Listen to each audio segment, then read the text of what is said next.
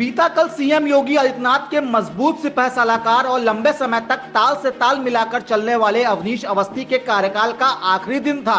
अवस्थी तब से योगी के करीबी रहे हैं जब से आदित्यनाथ गोरखपुर के सांसद थे और अवनीश वहां के डीएम।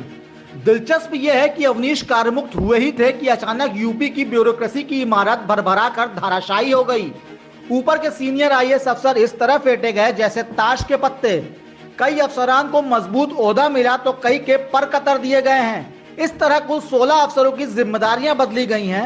सबसे खास बात रही कि पिछले लंबे समय से हरदिल अजीज हर सरकार की किचन कैबिनेट के महारथी नवनीत सहगल के भी पर कतर दिए गए हैं। उनका पावरफुल विभाग मेहनतकश संजय प्रसाद को दिया गया है। बुधवार अवनीश अवस्थी के कार्यकाल का आखिरी दिन रहा और इसी के साथ मुख्यमंत्री योगी आदित्यनाथ का सबसे मजबूत सिपह सालार कार्यमुक्त हो गया।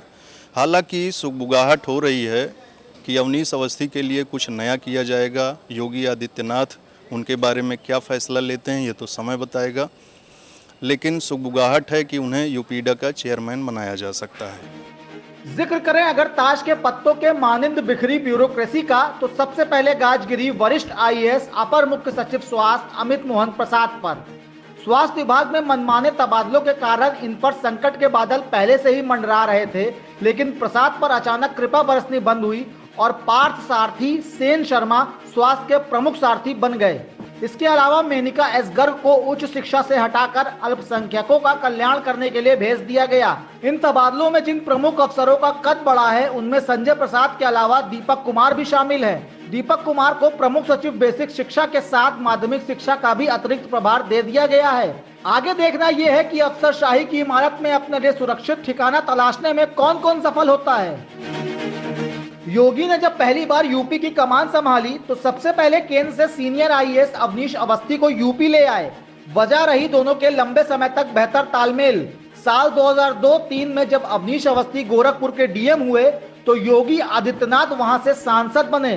सीएम बनने के बाद केंद्र से आए अवस्थी पर सीएम योगी ने भरोसा जताया और अवस्थी भरोसे पर खरे भी उतरे। उन्हें मजबूत विभाग दिए गए और अवनीश अवस्थी ने योगी के अभियान को आगे बढ़ाया। देखते ही देखते अवनीश अवस्थी यूपी की ब्यूरोक्रेसी में ताकतवर चेहरा बन गए। अपर मुख्य सचिव गृह रहते माफिया के खिलाफ योगी सरकार का बुलडोजर, धर्म स्थलों से लाउडस्पीकर उतरवाना अवनीश की ही वजह से संभव हो सका।